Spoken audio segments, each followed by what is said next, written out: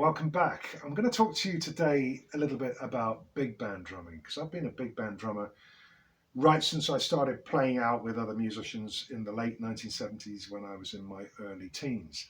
However, big band music had been a big part of my life for way, way more years than that. And I remember hearing in my early years drummers like Gene Krupa, Louis Bellson, Sonny Payne, Jake Hanna, Shelly Manne, and quite a few others.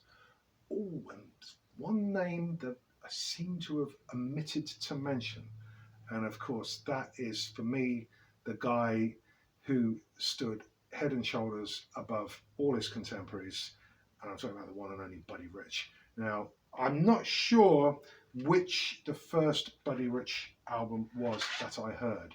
It was either this one or this one. Either way, I would have been 4 or 5 years old, and my dad had bought this very expensive Bang & Olufsen stereo system on which to play his newly acquired Buddy Rich big band records. And I'd never heard music reproduced with such clarity and power. And that, coupled by the fact that Buddy was a big star here in the UK, and when the band was over here, they would make television shows which would subsequently get broadcast and then, if you're lucky, repeated. So having not only heard the incredible prowess of Buddy and his big band, but having seen it on the television. I didn't see him live till I was a little bit older because they stopped touring here for a while. But to have that impact at such a young age was very, very profound for me. And it really set the bar for me and epitomized what aspiration in drumming was all about. You know, to find out that early on where the target is a really, really big advantage. And, you know, I wasn't one of those silver spoon type kids. I came from a normal, very balanced, secure family background, but we didn't have like huge wealth or industry contacts or, you know, knowing television producers or anything like that. I was just a regular kid with a loving family who happened to have an expensive stereo system on which were played Buddy Rich big band records. So all through my working career, which really started in 1977, right up until today, I've been in part a big band drummer. A lot of people think that's all I do, and it's not. But I do it. I continue to do it with a great deal of pride, particularly having released this record by my great friend Simon Spillett, playing unrecorded music associated with the legendary Tubby Hayes on my new record label, Mr. PC. You can get it from the store here. We also have it available as a limited edition double vinyl.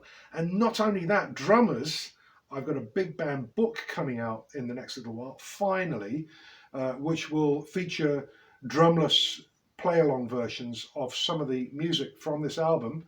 And you'll be able to get in the hot seat and read exactly the same charts that I used on the session and explore that. So, yeah, big band drumming became a part of my life. I was very lucky that in my early teens I got involved with the Midland Youth Jazz Orchestra in Birmingham in the UK, and I gained a whole lot of experience playing with that band. I had my first brush with media exposure, getting an award in the BBC Big Band contest when such a thing existed, for being the best drummer in the entire contest, which when you're 16 is pretty amazing.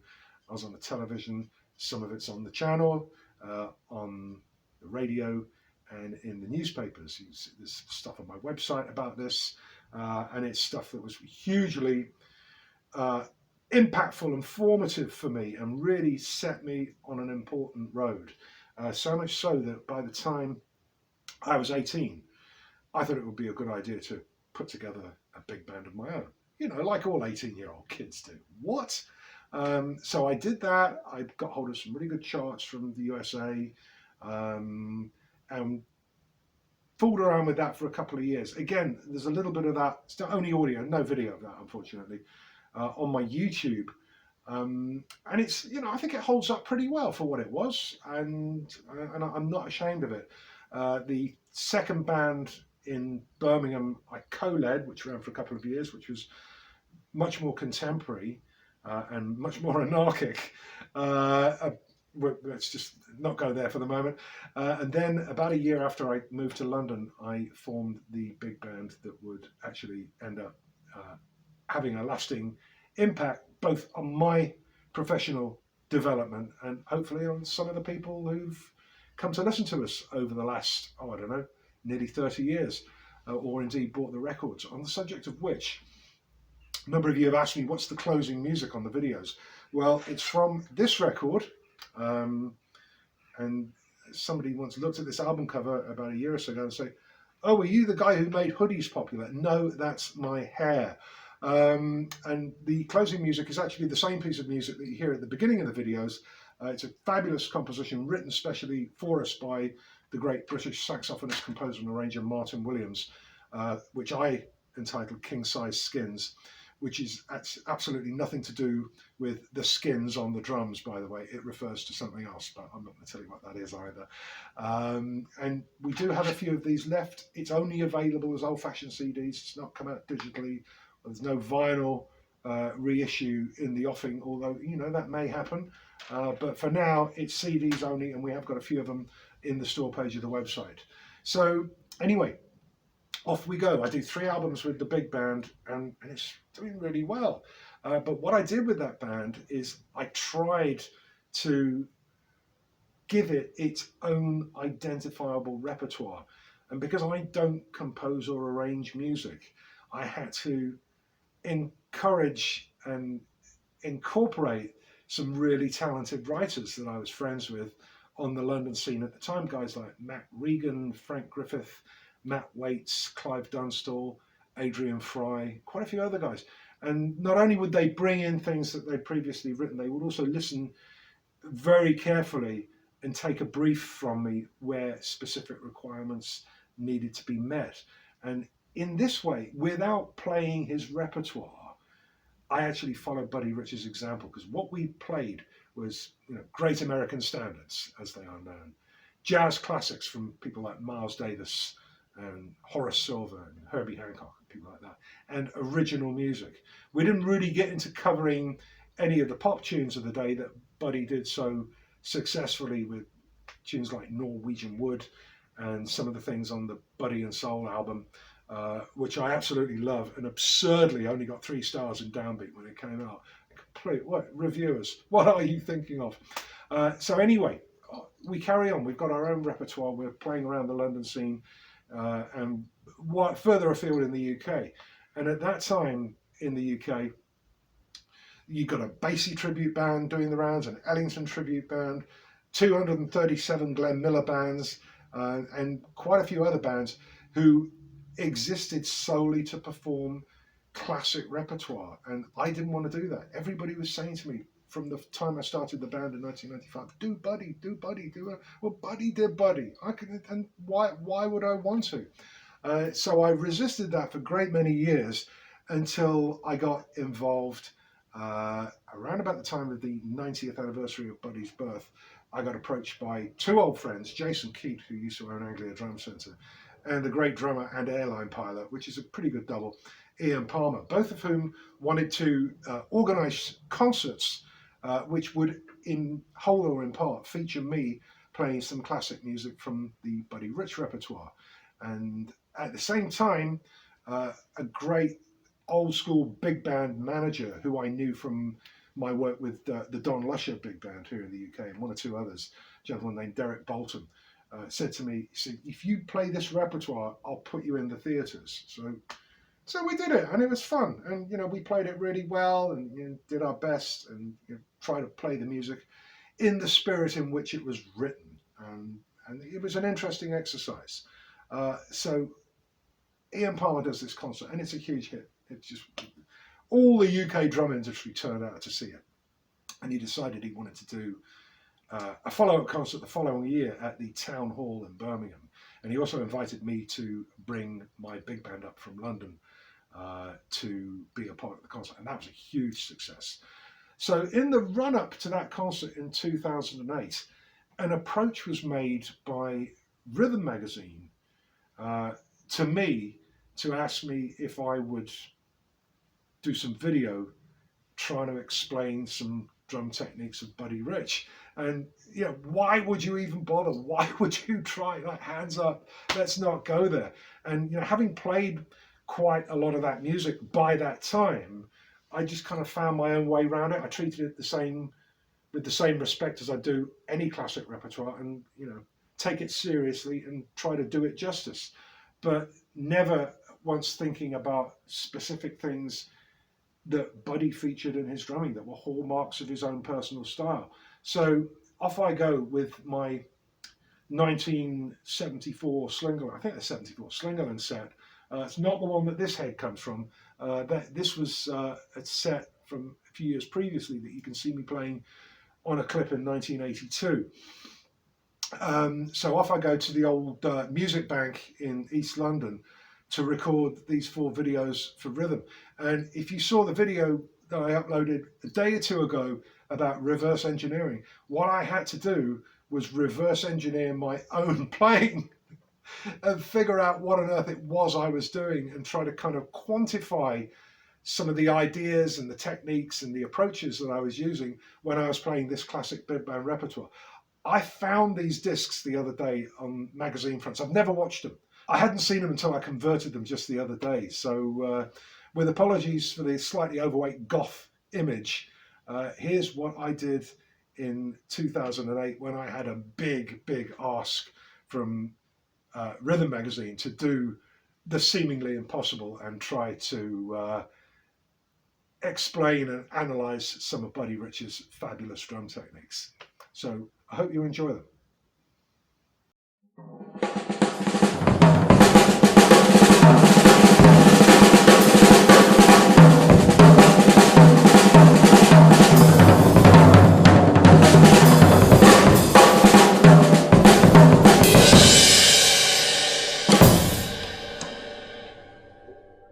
Hi, I'm Pete CATER and welcome to this video presentation for Rhythm magazine.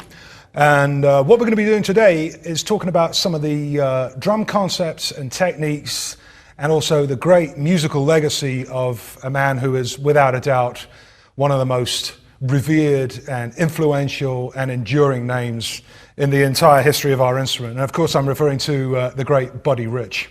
Okay, let's get right to it. The first thing I'm going to talk to you about on this masterclass is Buddy's signature hi-hat sound.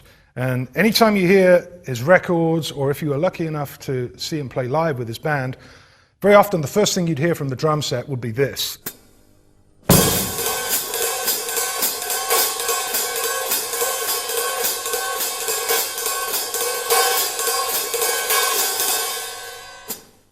Now, getting a good sound out of the hi-hats when you're playing the jazz ride beat on there is, to me, the hallmark of a really good swing and big band drummer. I hear a lot of young players try to do this, and you very often end up hearing something like this.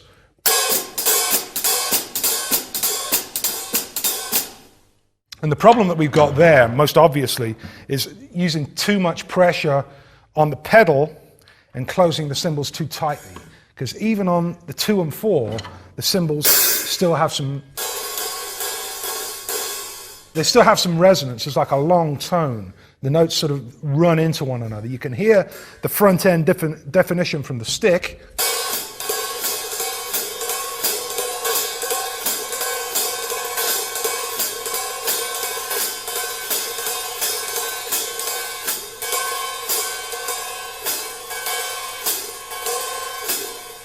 But there's still some resonance even when the left foot's coming down on 2 and 4.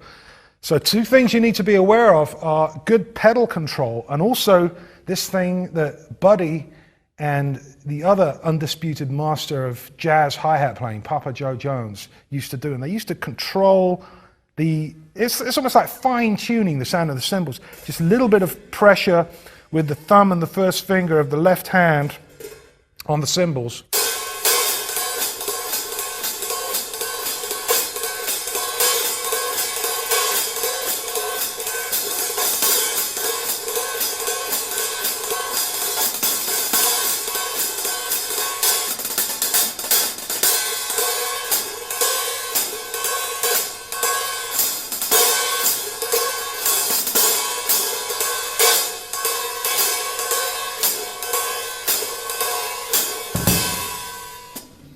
So the signature hi-hat technique. Remember the key points there are keep the cymbals resonating. Don't shut them too tight. Let them breathe, and it really helps the music to flow. All right, let's have a look now at Buddy's approach to playing the ride cymbal in the context of the rhythm section and the swing groove. And he got a great deal of strength and focus in his time. He's a really, really strong, forceful player. You can really feel that urgency and that driving force in the rhythm section. He gets right under the band when he plays. And there are several reasons for this, and there are several things that you can do to get that kind of flavor in your own playing. Now, if you've studied jazz drumming at all, you'll know that unlike groove-based styles, where the time tends to be centered more towards the bass drum and the snare drum, you're using the other two limbs of your body when you're playing jazz. And the primary rhythmic continuum, of course, comes from the right hand on the ride cymbal and the left foot playing the 2 and 4 on the hi-hat, like so.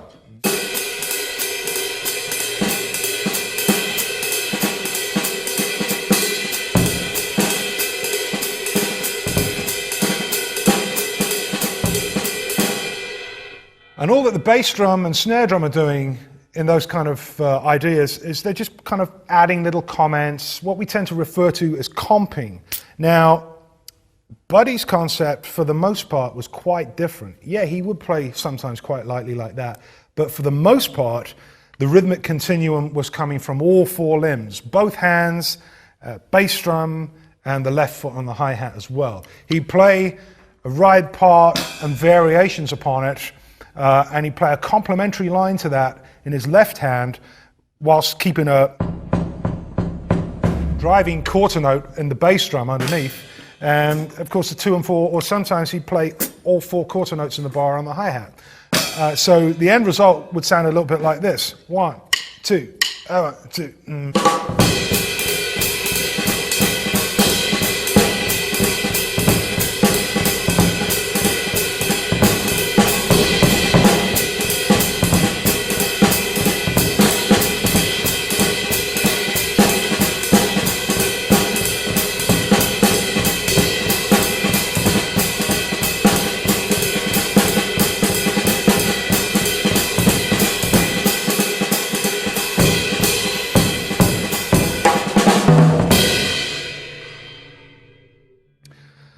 The thing guys tend to ask the most questions about, as far as that sort of stuff is concerned, is what the left hand's doing. And the content is very simple. It's just like,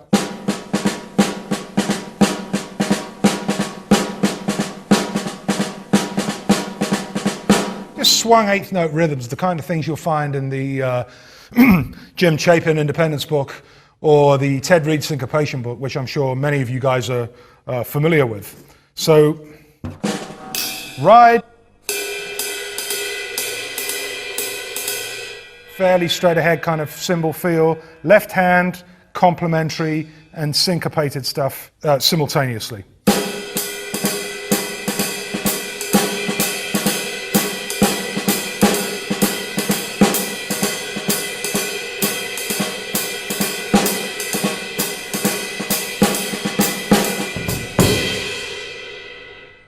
Now, it's one thing to be able to execute these ideas, technically speaking. It's another thing to make them sound good.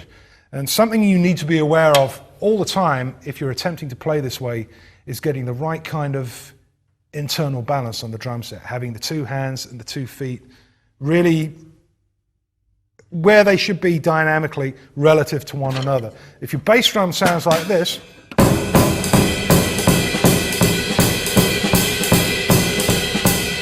or your left hand sounds like this,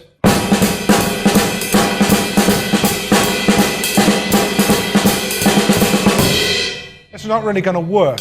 So what I do, I tend to visualize the 2 hands and the 2 feet. It's been like 4 faders on a mixing desk, and just been very conscious of the relative dynamic of each of the 4 limbs, so that the sounds blend with one another rather than clashing with one another.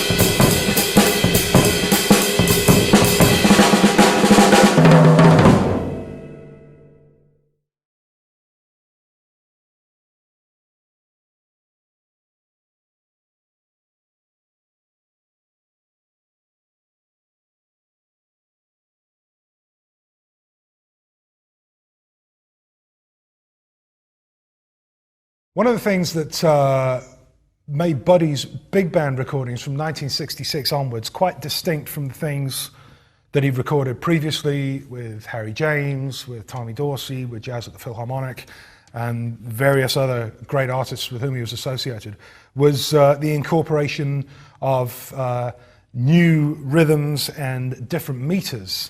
And interestingly, if you look at those first couple of record releases of Buddy's big band, the Swinging U Big Band and Big Swing Face, they both contain stuff that's in 3/4 time. And if you look at Buddy's playing career prior to his band starting up in '66, he'd probably spent 99.5 or something % of his life playing in 4/4. So the inclusion of different time signatures was quite a step forward, considering the long career that he'd had prior to that. And his approach to playing 3/4 time feels harks back to what I was talking about when we discussed his kind of 4-way codependent rather than independent time feel on the drums. And most jazz drummers, you ask them to play a medium tempo jazz waltz, you get something like this: 1, 2, 3, 4.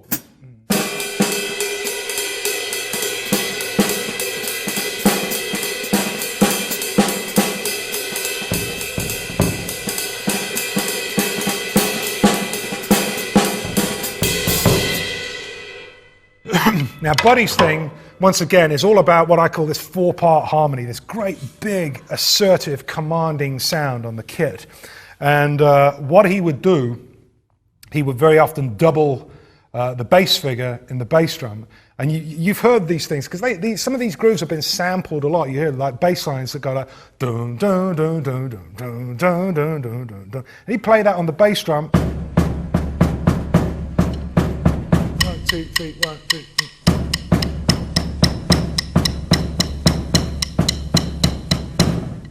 And one of the key things that gave his 3/4 groove its unique sound was he would do a lot of splashing of the hi-hat with the foot along with those bass drum figures.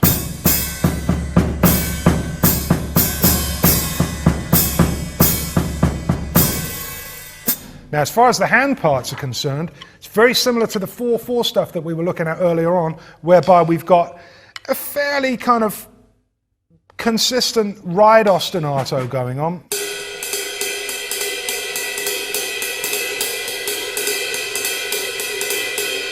And a complementary line in the left hand.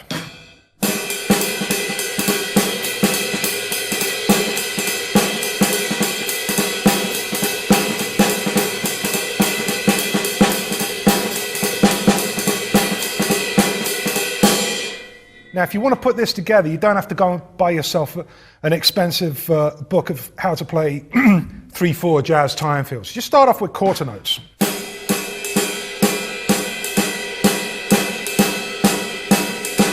And then look at each individual 8th note in the 3/4 time. 1, 2, 3.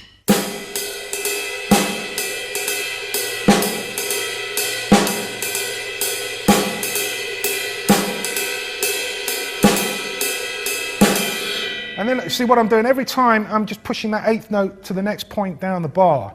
And then do it with groups of 2, 1, 2, 3.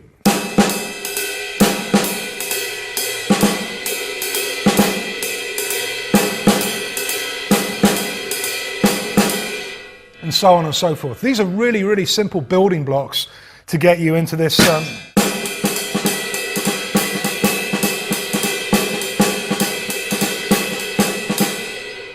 I get the feeling that Buddy quite warmed to the 3/4 time signature because as the records came out through the late '60s, there turned out to be a lot of things, compositions like Willow Crest and Goodbye Yesterday, Ode to Billy Joe, and of course, who can forget the famous Bill Holman arrangement of Norwegian Wood.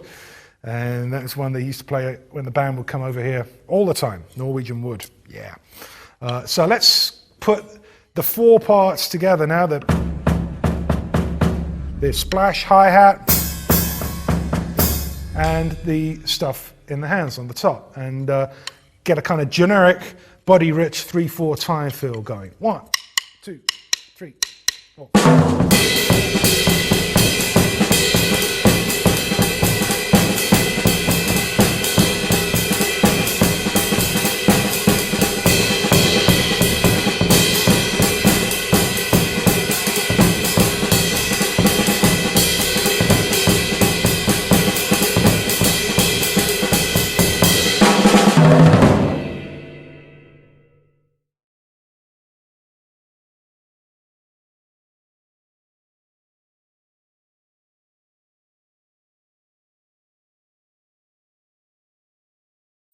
Here's a little thing you can do that's inspired by the way Buddy soloed in 3/4, and there are a number of recordings where he solos in 3. Of course, the most famous of which is the original 1966 recording West Side Story. Soloing in 3 crops up again on Ode to Billy Joe on the Mercy Mercy album, and of course, probably the second best known 3/4 solo after West Side Story would be Greensleeves. And there's a great video that's on one of the tapes out there of the band playing at Ronnie Scott's in 1969. And Buddy just plays a killer solo on that. And how he, from having been a 4/4 player for pretty well all of his life, he really got the soloing in 3/4 down. Now, using triplets in 3/4 at these kind of medium to fast tempos that we're talking about, right about here, 1, 2.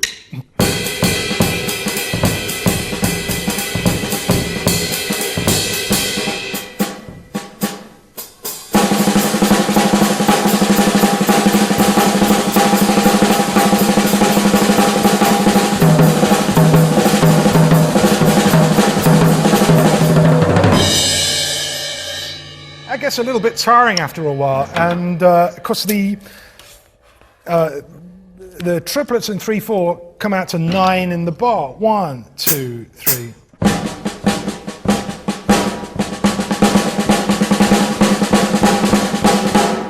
And there are ways you can do that. You can break it down into 3 3s. 1, 2, 9.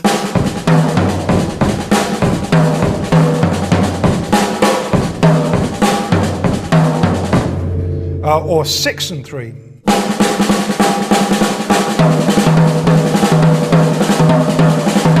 That's a really easy sticking that I'm using there. It's a jazz triplet followed by a 6-stroke roll.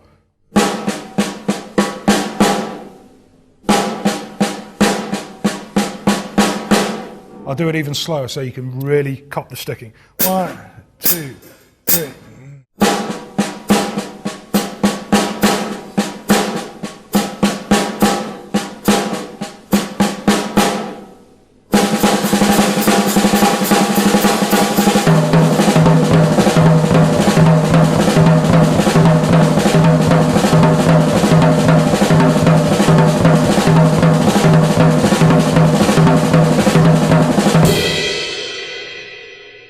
Now, playing these groups of 9 will demand of you a pretty reasonable skill level as far as technique is concerned, but we can take this 3/4 soloing, and by making one tiny little adjustment to it, we can make it really easy to do. So this is a way that you can get into some Buddy-Rich style drum chops with only a rudimentary knowledge of technique and stickings and stuff.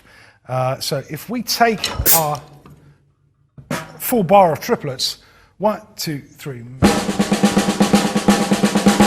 Take away 1, so let's take away the middle triplet of the first beat of the bar. Okay, we're going to take out the middle triplet of the first beat, which gives us this. 1, 2, 3.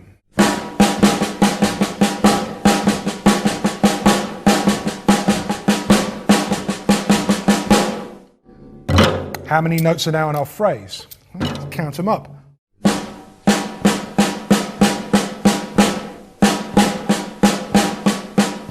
Now we've just got 8 notes in the phrase, and 8-note stickings are much, much more commonplace. They're much easier to deal with and negotiate than 9-note stickings are.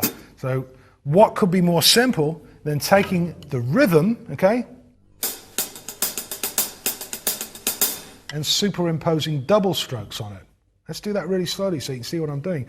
Instead of just playing double strokes as like a kind of wall-to-wall rudiment at a constant subdivision, I'm superimposing them over the 8-note rhythmic phrase that's going on here. So here's the phrase, and if we put that down in double strokes, it comes out like this. I'll show it to you really slowly. 1, 2, 3.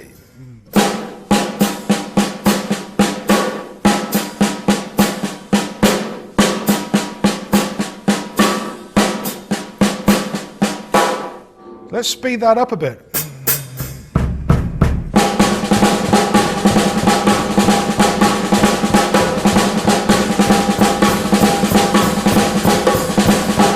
Let's take it up a bit faster. 1, 2, 3, 4.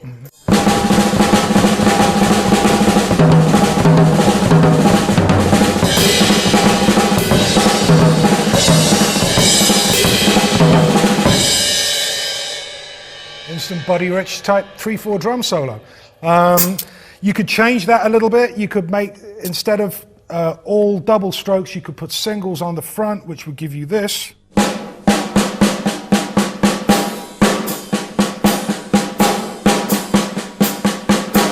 And that comes down really nicely. It falls under the hands really nice for moving around the toms.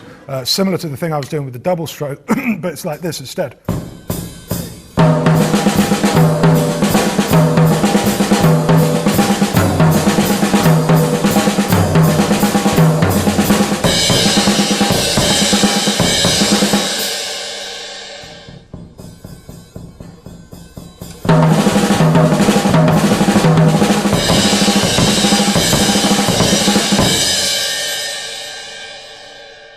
So by dropping out one note, you can find some really easy stickings that can get you around these 3/4 solos in a very simple fashion. That's not the end in itself, because ideally you're going to be wanting to play longer ideas, things that cross over the bar line. But here's just one more before we wrap this up. If we go back to 9 beats in the bar, and we were playing double strokes, so let's take our 8 notes of double strokes and put one single stroke on the front. That gives us this. 1, 2.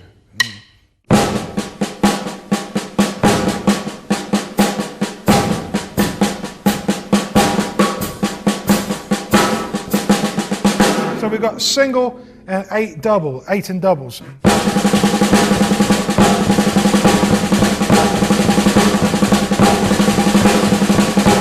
And you can get a really nice buddy kind of move around the crash cymbals quite simply just by putting that single stroke at on the downbeat on one of the crash cymbals. And it looks cool as well because it moves from one hand to the other.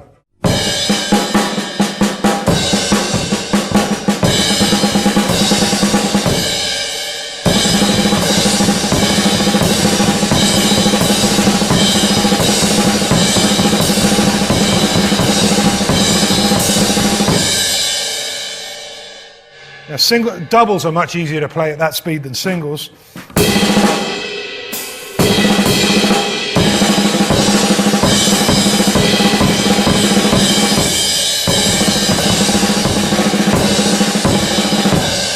play doubles all night at that kind of speed. So there's a couple of really simple things that you can do at home that will help kind of demystify and get you into playing some of these great ideas that are inspired by Buddy's fabulous musical legacy. You can get into doing them for yourself.